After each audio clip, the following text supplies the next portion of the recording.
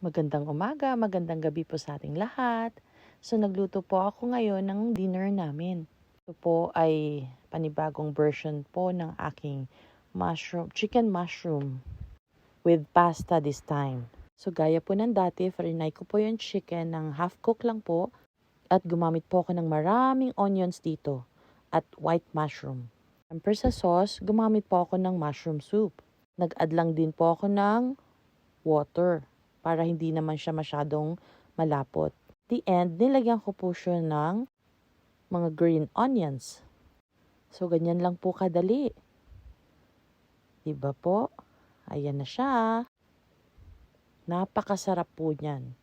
Hindi na po ako nag-add ng ibang spices kasi maalat na po talaga yung mushroom soup. So, ano pa pong ginagawa nyo? Hali po kayo at kain na tayo! Thank you so much for watching. Have a good day, guys. Bye for now.